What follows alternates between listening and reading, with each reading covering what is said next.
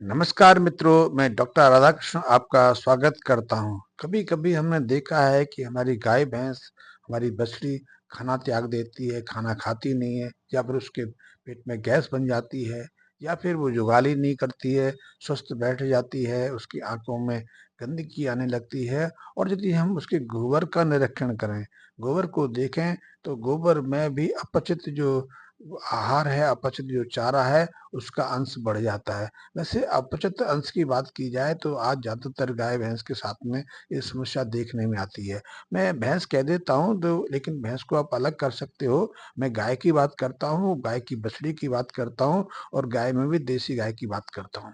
हमारे यहाँ जब देसी गाय गोबर करती है तो उसके ऊपर झिल्ली जैसी संरचना रहती है, उसकी एक पारदर्शक उसके ऊपर लेयर रहती है, लेकिन अब वो ज़्यादातर गायों के गोबर के ऊपर देखने में नहीं आती है। तो ये भी उसके पाचन तंत्र की खराबी का एक सब लक्षण है।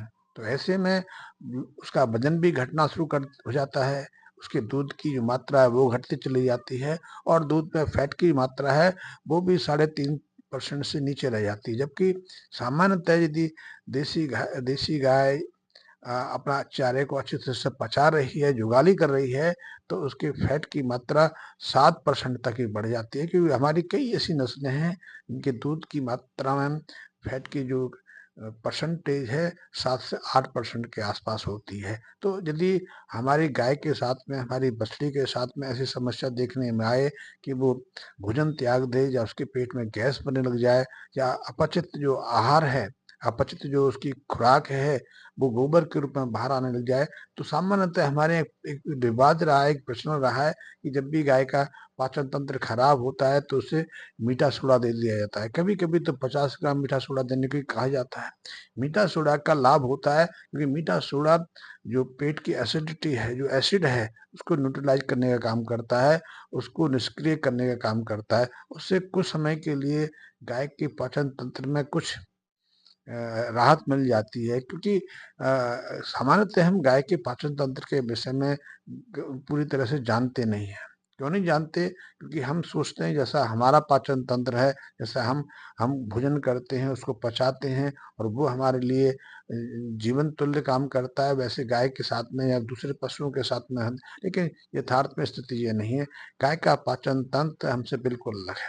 गाय की बात नहीं, जितने भी प्राणी जगत में जुगाली करने वाले मवेशी हैं, प्राणी हैं, उनका पाचन तंत्र हमसे बहुत अलग है।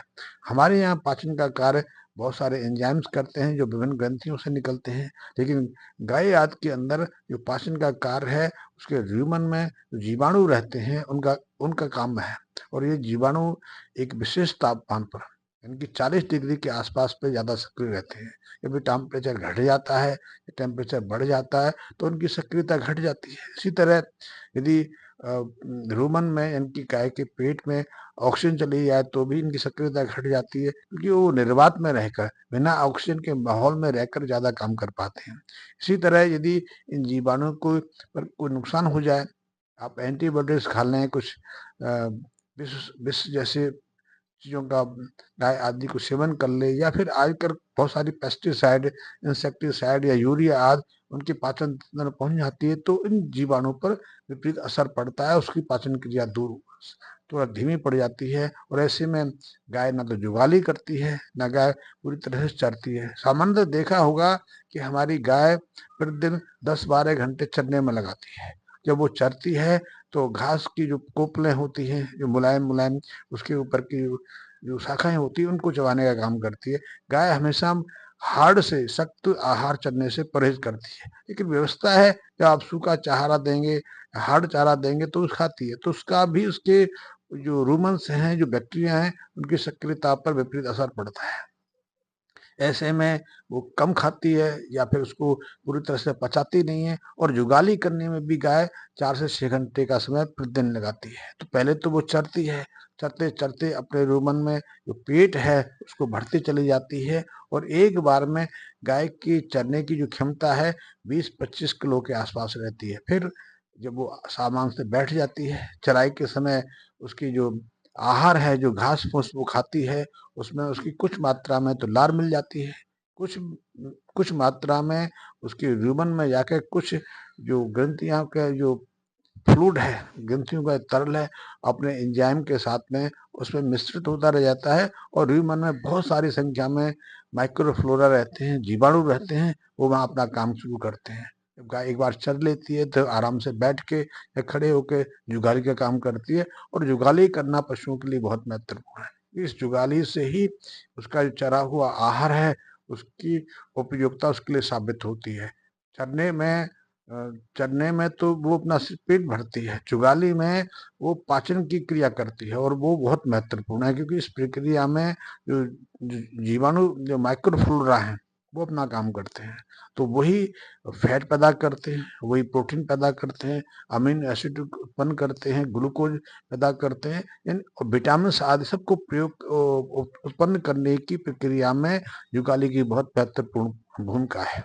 तो ऐसे में यदि पशु कम समय के लिए जुगाली करता है या फिर उसके जो बैक्टीरिया फ्लोरा पूरी तरह सक्रिय नहीं रहते, वो नष्ट हो जाते हैं, उनकी सक्रियता में किसी तरह गिरावट आ जाती है, तो आप समझिए कि जो गाय है, जो पशु हैं, उनके पाचन तंत्र की क्रिया बिगड़ गई है, गैस भी बनेगी, पेट फूल भी जाएगा, वो आहार कम खाएंगे या उसको पूरी तरह से पचा नहीं पाएंगे, इससे उनकी उत्पादकता पर सीधा प्रभाव होता है। तो ऐसे में जब भी आपको लगे कि आपकी गाय कम मात्रा में चारा खा रही है, उसको पूरी तरह से पचा नहीं रही है या उसके पेट में गैस बन रही है, वो जुगाली नहीं कर रही है, आंखें गंदगी से भरी हुई हैं, तो आप मीठे सोडे की जगह यदि ईस्ट दे देंगे, ईस्ट पाउडर आजकल बेकरी में बहुत काम आता है, लेकिन गाय आदि के लिए एक विशेष ईस्ट की बोलस तैयार की गई है। उसे उसे उसे हम ई सैक बोलस कहते हैं। ये 1 महीने में 7 बोलस देना पर्याप्त है। 1 बोलस आप रोज 7 दिन तक दे सकते हैं। इससे उसकी जो माइक्रोफ्लोरा है वो सामान्य स्थिति में आ जाते हैं। या फिर इसको आप हफ्ता में 2 दिन से दे सकते हैं। जब भी लगे कि आपकी गाय या आपकी बछड़ी कम खा रही है, जुगाली नहीं कर रही है, तो उस दिन आप 1 बोलस सुबह और 1 बोलस शाम, जब वो चारा चर ले या आराम से बैठी हो, तो आप किसी भी चीज़ के साथ में इसको खिला सकते हैं। लेकिन केमिकल चीज़ें देने पर या ऐसी लीवर टॉनिक आदि देने पर आप ज़्यादा भरोसा मत करें, क्योंकि लीवर टॉनिक आदमी के लिए है, मनुष्य के लिए है, पशुओं के लिए लीवर की कोई ज़्यादा महत्वता नहीं है, क्योंकि लीवर खराब होने की संभावना पशुओं में, गाय भैंस में तब तक नहीं है। गाय कोई शराब आदि तो पीती नहीं है, शराब तो पीती नहीं है कि उसका लीवर खराब हो जाएगा, दवाइयाँ खाती है, अपनी मर्जी से तो कुछ खाती नहीं है, जो देते हैं वही खाती है। हाँ, कभी दुर्भाग्यवश या एक्सीडेंटल वो कोई ऐसी चीज़ें खा लेती है, लेकिन आजकल क्योंकि हम अपनी फसलों पर, हम अपने चारे आदि पर कई तरह की दवाएँ छिड़कते हैं, कई तरह की केमिकल का छिड़काव करते हैं या फिर हम कई तरह के रसायन उर्वरकों का प्रयोग करते हैं। तो ऐसे में उसके अंश चारा के माध्यम से गाय के पेट में चले जाते हैं या फिर कोई एंटीबायोटिक दवा देते हैं, क्योंकि कभी उसको दस्त लग जाए, कोई और बीमारी हो जाए तो देते हैं, तब उनकी जो माइक्रोफ्लोरा की जो गति है वो धीमी पड़ जाती है। तो ऐसे में माइक्रोफ्लोरा को, इन जीवाणुओं की वृद्धि करने के लिए, जीवाणु को सामान्य अवस्था में लाने के लिए कुछ दूसरी चीजें देने की बजाय यदि हम सीधे सीधे वो माइक्रोफ्लोरा ही उसके शरीर में पहुंचा दें, उसके पेट में पहुंचा दें, उसके ड्यूमन में पहुंचा दें, तो उसकी ये बहुत मदद करते हैं। उससे जो गोबर का जो स्वरूप है वो बदल जाता है, उसकी पाचन क्रिया दुरुस्त हो जाती है, वो खाना लग जाती है, पचाने लगती है, जुगाली करने लगती है। और गोबर के ऊपर जो झिल्ली होती है, जो एक परत होती है, जो आज सामान्यतः दिखाई नहीं देता, और जब तक वो दिखाई ना दे, आप शुद्ध गोबर मानो ना मानो, आप गोबर की स्थिति को सामान्य मत समझो। गोबर की सामान्य स्थिति तभी है जब गाय के गोबर पर वो पारदर्शक झिल्ली हो। तो इसके लिए आप यीस्ट दे सकते हैं या ई सैक बोलस दे सकते हैं, और इसकी 7 बोलस एक गाय के लिए 1 महीने के लिए पर्याप्त है। वैसे बीच बीच में आपको लगे तो आप इसका प्रयोग कर सकते हैं। ये बहुत महत्वपूर्ण है। धन्यवाद मित्रों।